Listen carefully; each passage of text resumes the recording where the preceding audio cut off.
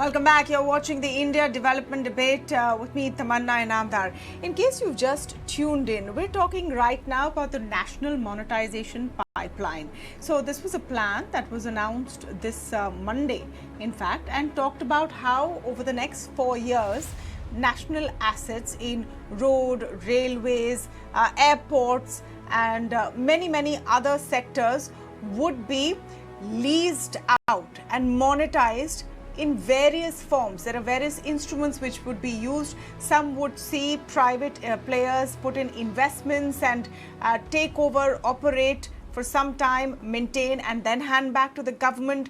InVITs, which is investment vehicles, sort of like mutual funds, but for infrastructural investments, would be also pressed in. So there would be a lot of different ways in which these national assets could be monetized.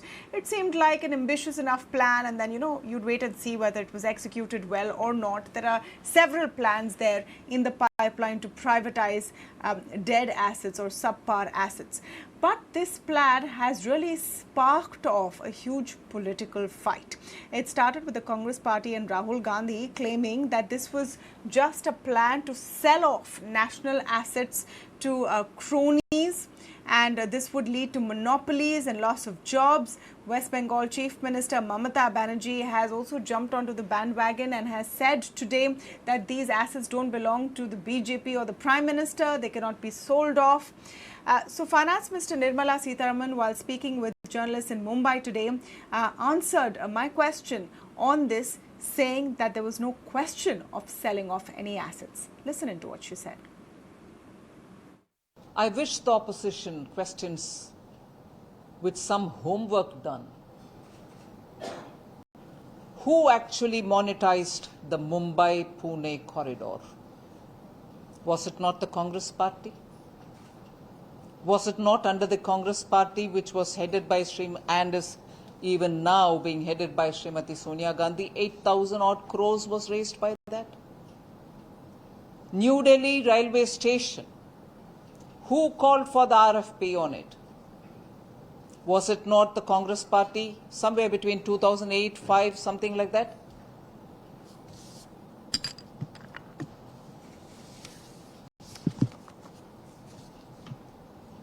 New Delhi railway station. RFP call for was made 27/10/2008. 2008. Who was the Prime Minister then? Who was the Finance Minister then? And I would definitely ask Shri Rahul Gandhi, who, even when the Prime Minister was abroad, when he thought one of the ordinances was so outrageous, he tore it up in front of the media. Did he tear this RFP call for the New Delhi railway station to be monetized? Did he tear this out? If he indeed is against monetization, why wasn't the RFP for monetizing New Delhi railway station torn to pieces by Shri Rahul Gandhi? Is this not monetization? And if this is monetization, then did they sell off the railway, New Delhi railway station? Is it owned by Jijaji now? Does he understand what is monetization? And I took the pains even then for, if I may now admit, the sake of the former president of Congress party, because monetization may probably mean something to him, that we are not selling off. There will be a strict handing back. I said it, and I'm sure many in your media friends will remember that those were words which I uttered. So Congress party can every now and then come up with, oh, you're selling off the country, selling. That's something which they are very good at. They sold air, they sold water, they sold land, they sold mines, and made a lot of kickback with it. All right, that was the response from Finance Minister Nirmala Sitharaman. So it's clearly become a political issue, but I think it's important to understand what this plan really is and why it has raised tempers to this extent. I think the real question is, can it actually be implemented, and is there any real danger of monopolies being created? Over the last couple of days, examples have been given and parallels are being drawn to Russian oligarchs and takeover of national assets, etc. So is there any truth to this? Subhash Chandra Garg, former finance secretary, joining me on this discussion, as is Mythili, Bhusnurmath, consulting editor, ET Now. Welcome to both of you. Mythili, let me begin by getting your take. There may be several reasons why political parties think this is an emotive issue, but at the end of the day, the message being trying to put forward by the opposition is that national assets made by taxpayer money are being given away. Do you think that this is an allegation that will stick, and does the defense sound convincing to you? Well, Tamanna, it's pretty ironic that we are actually arguing about this just 30 years after the anniversary of the reform program. And in fact, I think across media and across the country, there were wild celebrations all over about how reforms have actually delivered and have lifted so many people, thousands of people out of poverty, and what it has delivered in terms of a higher rate of growth. And privatization, disinvestment, etc., was very much part of the reform program. And what the government is now attempting to do is not remotely privatization in that sense of selling off assets. And here the FM is entirely right, because what they are attempting to do is something more ingenious, in fact, in terms of monetization, because the assets remain in government hands. All that you're doing is transferring it to private hands to operate, maintain, and then transfer back. But this is the usual political mudslinging that we see in our country. Unfortunately, when the BJP was in the opposition, they did exactly the same thing. And now when the Congress is in the opposition, Mamata Banerjee is in the opposition, they're doing exactly the same thing. So I think it's high time we move beyond this. And monetization certainly is not selling the assets. I think this is something that opposition parties are deliberately trying to spread misinformation. And even if it were selling the assets, because the money is going to go back into the public exchequer. So fears about Russia, oligarchy, etc., are completely misplaced. What is important is that the entire bidding process should be transparent. And this is a process of generating fresh money from money that has already been invested and something that is very worthwhile. An ambitious program. All that remains really to be seen is how well it is executed.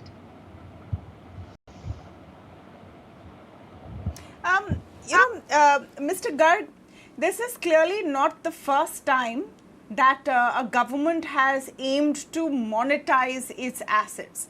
And the underlying reason is a recognition beyond a point of every government that they're not very good at running these assets on a day-to-day basis. Maintenance is not great, operation is not great, efficiencies of scale are not great, and it's a terrible experience all around. So give us a sense of how this has been attempted in the past, and how do you see this particular plan? See, monetization has two clearly stated objectives, right, which are very, very worthwhile. One is that you have invested some money, let's take road or airport, rail or whatever. The money has already been invested. You need more money to invest. And therefore, the asset which has been created, you pass it on to private entrepreneurs to operate it. And then take that money back, that capital back, to invest into something new. So that's one very clear, good objective which the monetization process serves. The second one is that what you also hinted is the better operation of an asset.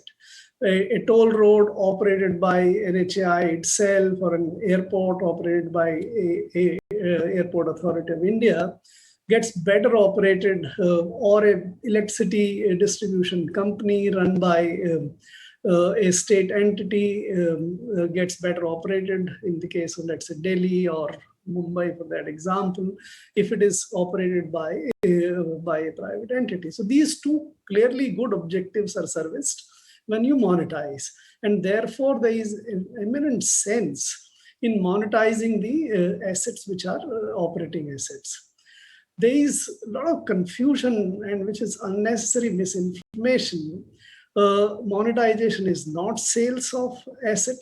Sale of asset is not a bad thing. I don't think the government should be defensive about it. It's selling banks, insurance companies, BPCL, etc., etc. That's a different route. That should be taken to its logical course.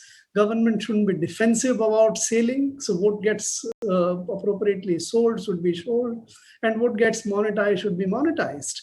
And therefore, there is nothing wrong about it. It's perfectly justifiable thing to do. Okay, so Mr. Garg, so clearly this whole thing about sale, not sale is obviously a political attempt at, putting the government in the dock. But the other concerns that have been raised is about who gets these assets, and can it create monopolies with these going into the hands of a few people or a few industries or a few houses. With that will come possibly an impact on consumers. Do you think there's any reason to have these fears? We in India, in fact, are operating the assets, very important assets, in too much of a decentralized, too many people are actually operating it. Take, for example, the road assets or airport assets. And there is necessity to build large efficient players who can do, for example, take the buses. In many states, the buses operate literally, or trucks earlier used to operate by a single truck owner or a bus owner and all. They can't invest, they can't maintain those assets very well. Same thing happens about the government. So Airport Authority of India has over 130 airports, but it can't maintain them very well. If there are now, let's say, 5 to 10 good operators, and the country has got that. We have 2 or 3 or 4 very good airport operators by now.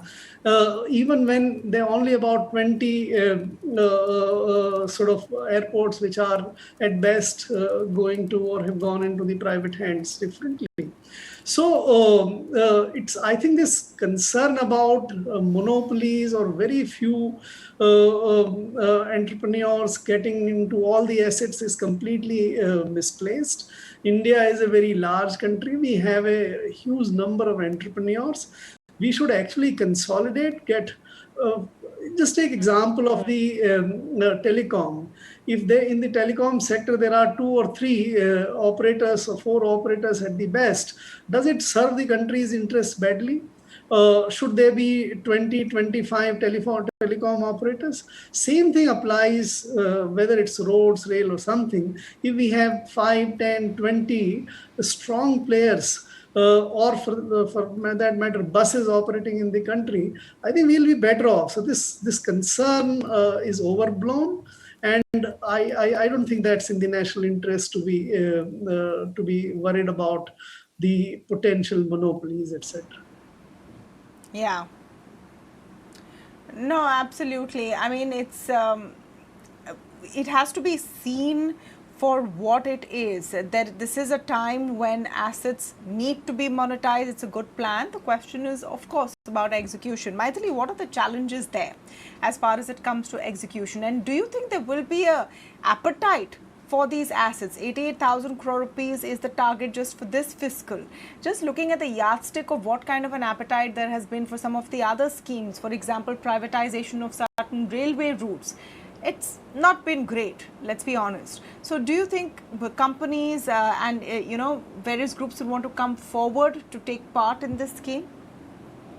Well, you're right on that railways, it has not been particularly good. But in the case of roads, it has been quite successful. So it all depends on how the deal is structured, how much transparency there is, and whether the government lays down very clearly what the ground rules are. As long as you have independent regulators, and this is very, very important, particularly in industries and sectors which tend to be monopolistic by nature.